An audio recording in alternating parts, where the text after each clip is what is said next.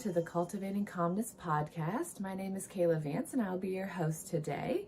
Today I wanted to take a little bit of a personal dive and just talk a little bit about some of my grief experience that came up actually just this past weekend. So if you are new to following me and new to listening, I am a trauma and grief therapist located in Dublin, Ohio, and I recently launched my new practice. I was already in private practice, but recently launched my new practice, 𝗖𝗂𝗺𝗁 with the intention of expanding into other modalities and treating people on a holistic level from different modalities that where you can receive healing in many different ways, not just from the medical standpoint, but any of the physical standpoints that you may be wishing to have, including therapy, which is the role that I play.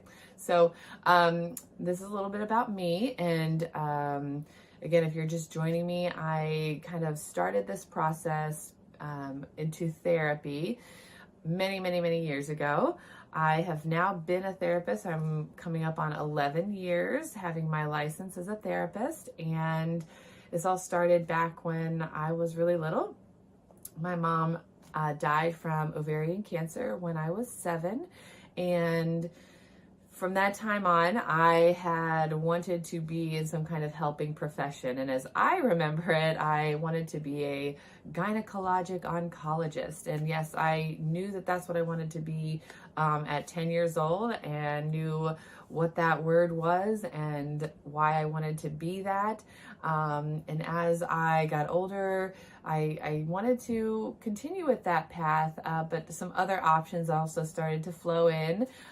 So when I went to college, I volunteered with a group called 𝗖𝗂𝗺𝗁, and they did fundraising for St. Jude Children's Research Hospital. So I had the privilege of being able to visit and tour that hospital and that property and all the things that they have to offer. I think at least twice. Now that I'm thinking, I think it was 3 times I've been there.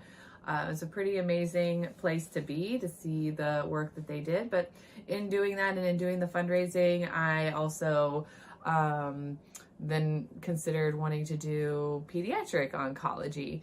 But before I even went to college, I actually had a slight interest in Holocaust studies. So I had looked at some schools where that was an option.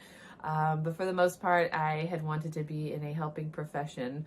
Though recently I did find when I was looking through some of my old stuff from childhood that my dad saved for me, I found some kind of, it must have been a project for school, and some kind of letter or journal entry of some kind. I apparently wanted to be a singer and a movie star like Barbara Streisand and Julie Andrews.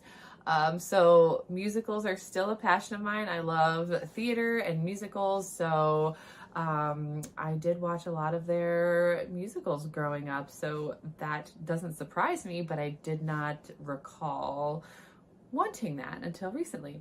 Anyway, I did not obviously become a gynecologic oncologist or a doctor of any kind, but in college, I followed the path as a health educator, graduated, and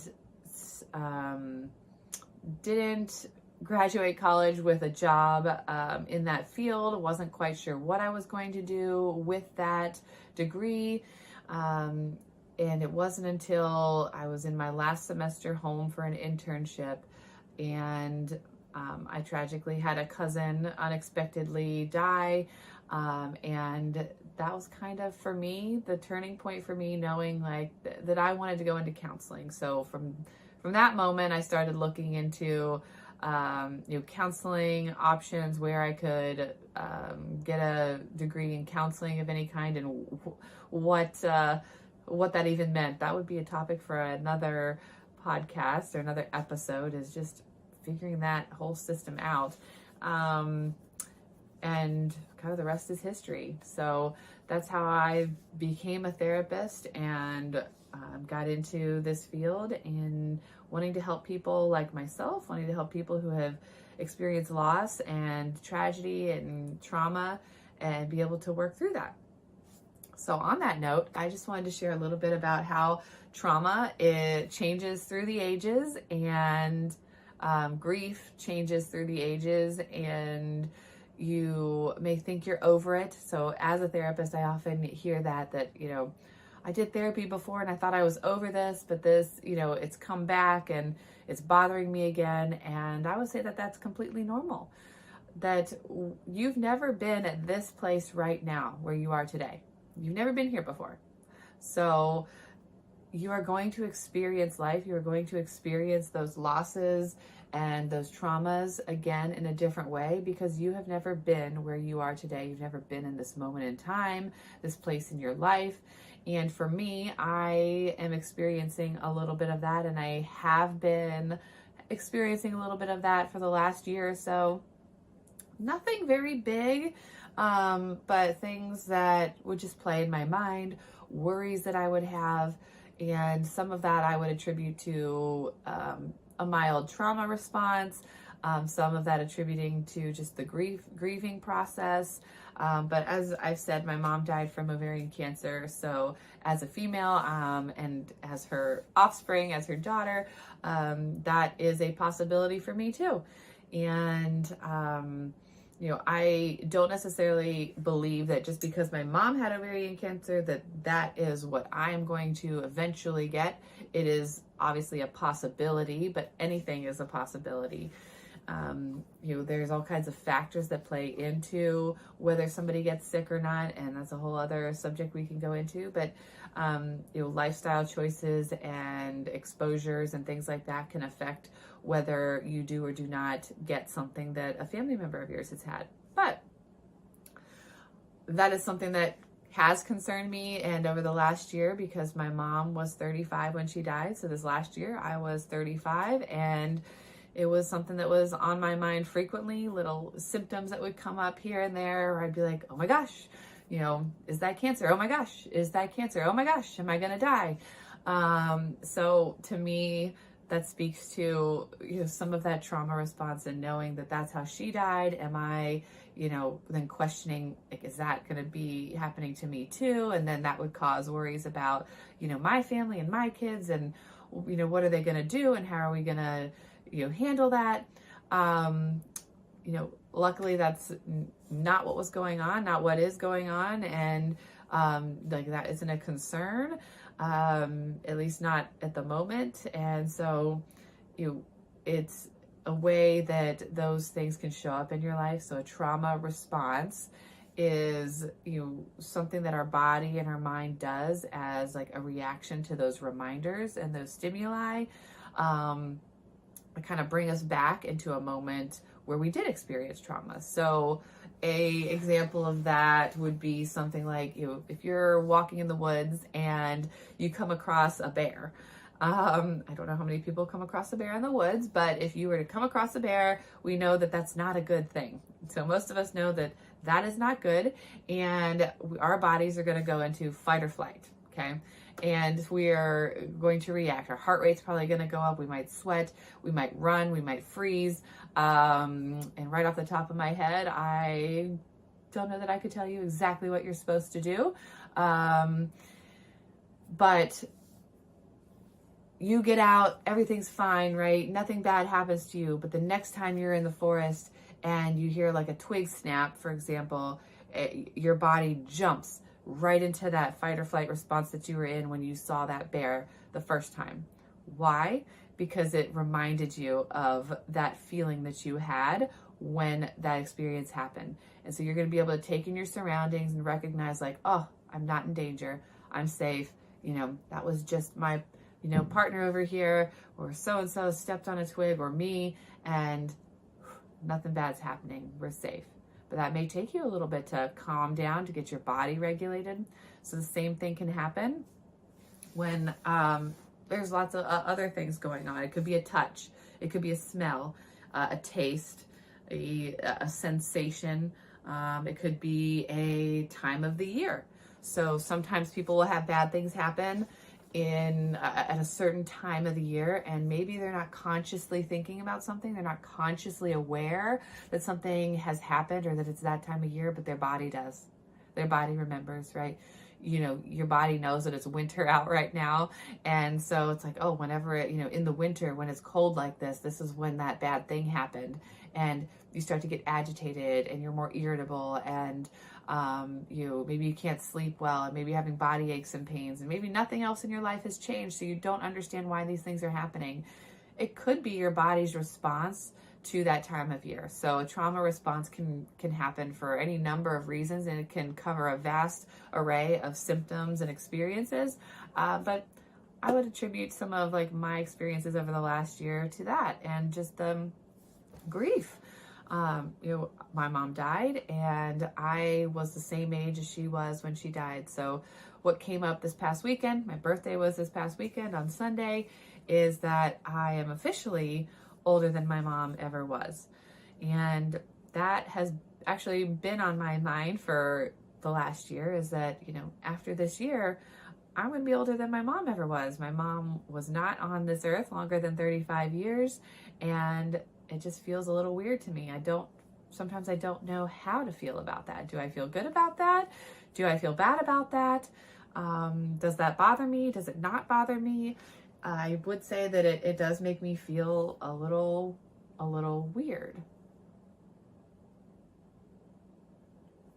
And I have my tea in my mug from when I was little. It's the Little Mermaid, if you are watching, and there's a little chip in it, but I just can't get rid of it because, well, it was one of my favorite mugs, and so I keep it. I still have it today. But tea is good for the soul and the body, and I love drinking some tea. So just taking a little break there for a drink if you're just listening. But I have a picture here of my mom that I brought to share. And so if you're watching, this is a picture of my mom. And I would guess, because I'm not certain, but this is a picture of her for her job. She worked for the United States Postal Service, and she, actually, you can't really see it, but she's wearing a pin here that's a postage stamp of a lighthouse. I might still have that in my room, but I don't know exactly how old she was in this picture, but I'm guessing she was probably about 33. This was before she was sick, before she had the cancer. By the time she was diagnosed with cancer and died, I think it was a full year, or just about a year, from the time she was diagnosed to the time she died.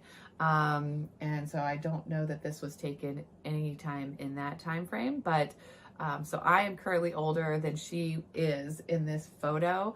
And that just feels a little weird to me. And, I often, luckily, I guess, get people that tell me that I look like her, which makes me smile and is a positive memory. And even though it's a positive memory, I'm gonna get tears in my eyes right now, just because the grief part of that, I guess, is that it makes me happy to hear that, and it also makes me sad, that she's not here to be able to experience that with me, and that I'm not able to watch her grow and age, and she hasn't been able to be here with me to watch me grow and age and experience life. And if you believe in God as I do, I believe that she's in heaven and that she's watching over me and that she's always with me. And so I know that she's always here with me and experiencing life with me, but we know that that's just not the same as having somebody, right here with you, able to sit down and have a conversation with you and talk with you and provide insights and let you know, well, when I was your age, fill in the blank. So I have never had any of those experiences. And as I reflect on missing my mom and that grief process, I miss that. I miss that I never had that experience. So grief is sometimes the loss of the things that never will be and never were. It's that she wasn't able to be there on my wedding and wasn't able to hold my children and give me advice and share all the things that moms share with their kids. She's not able to be my best friend. I have friends whose their moms are their best friends. And, you know, there's a twinge of, you know, jealousy and hurt there sometimes when, you know, I think about that, because then I think like, oh, I don't have that. I don't have that opportunity. That's not something that I will ever be able to have. You know, so that's a piece of grief, is just being able to see that other people have things and experiences that you don't have and you don't get to have. The flip side of that is that you have other opportunities and other experiences. So for me and my family, we were lucky enough to be able to have a good support system. So I did not have one mom. I had many moms, and that was in the form of aunts, that was in the form of uncles, that was in the form of grandparents, friends' parents. It was everybody around us that stepped forward and took a role in helping to raise my siblings and I, you know, on top of my dad. You know, my dad then became a single dad, and, you know, he did the best he could, and he did the best with the help that he had, which was our family. So, you know, I have all of those people to thank, and still thank today. I still have a relationship with my aunts and my uncles and my grandparents, and recognize now things that maybe I didn't recognize then when I was little, things that I didn't appreciate when I was little, I definitely appreciate now. And as a parent and as an adult, I can recognize that those things were, you know, helpful, and that they were trying to raise me the best that they thought they should. And you know, I learned those things now as an adult, having conversations with my family members, how, you know, different ones felt about other family members' choices. You know, well, we didn't think that you should be doing this, and, you know, then another family member, well, we didn't think you should be doing that. And so that can be a downside to having multiple people in the mix trying to help you and trying to raise you and trying to make choices, is that everybody has their own opinion as far as what is right and wrong and what you should and should not do. But overall, I'm grateful to have had that. I know that many families and many children who lose a parent specifically don't have as good of a support system. And so, you know, they maybe don't have as good of experience in being able to heal from that trauma. And so, you know, I did get, you know, grief therapy and, you know, from local services and local groups that offer those services, which I would say weren't as available then as they are now. It's been, I think it's 28 years. I haven't done the math.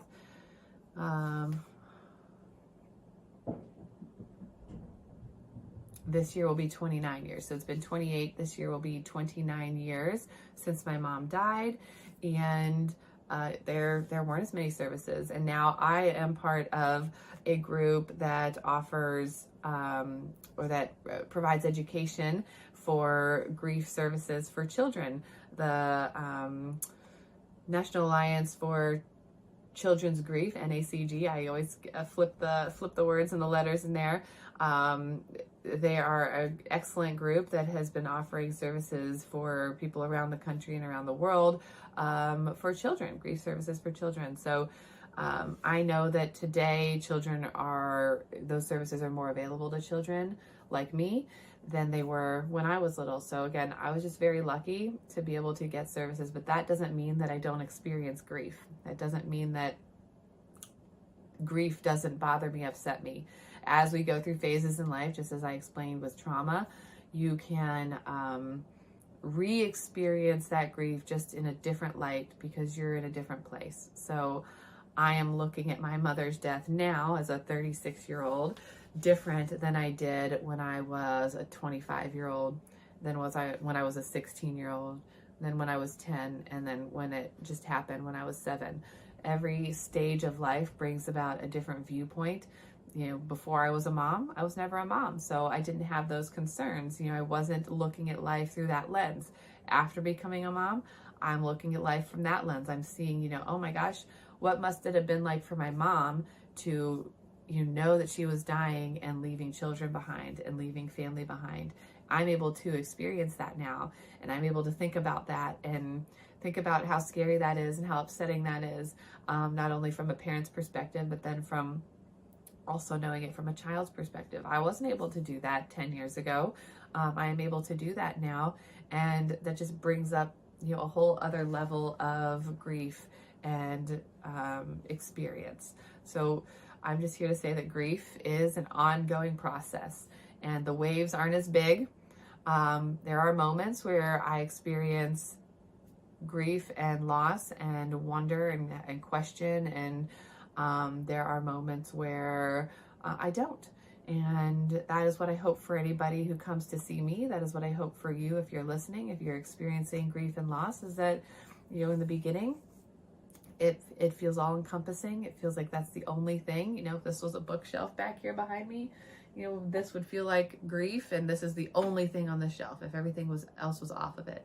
But as you go through life, as you move through your grief, we add things to the shelf, moment by moment, day by day, and then we realize that our grief is on the shelf, but it grows with us versus staying the same. And I know that can feel really hard if you're in the midst of some grief right now, but your grief will change. It's important for you to get some help for that. It's important for you to talk to people. It could be a therapist, it could be friends, it could be your pastor or religious leaders, whoever you feel comfortable talking to. As a therapist, I recommend therapy because there are ways that we can work towards healing. I'm never going to be able to make it feel better. I can't, take away that loss and bring that person back for you. But we can help you move through that and learn to experience life without them in the same way as you did when they were here. So today I will finish off, I'll end this with a quick funny. So if you are watching, I have some earrings. These were my mom's. So this is one way that I remember my mom, as I do still have some of her things, and I have some of her earrings. So this is a funny. I wore these the other day on my birthday, and it became a debate at our family table as to what they are. So anytime I wear them, I get this debate. So I'm going to show you, and it's just a question. What shape are these earrings? What shape are these earrings? You can let me know. You can message me or comment or whatever, or just think to yourself, what do you think these are? I took a poll on my personal social media, and the vote was almost unanimous. And I'll give you the options that I gave them, and it was dinosaur bone, or something a dinosaur, shark tooth, steak, or hearts. You let me know. What do you think? What are these earrings? And with that, I will let you go. Thank you for joining me today, and I will see you next week for the Cultivating Calmness Podcast. Have a wonderful day.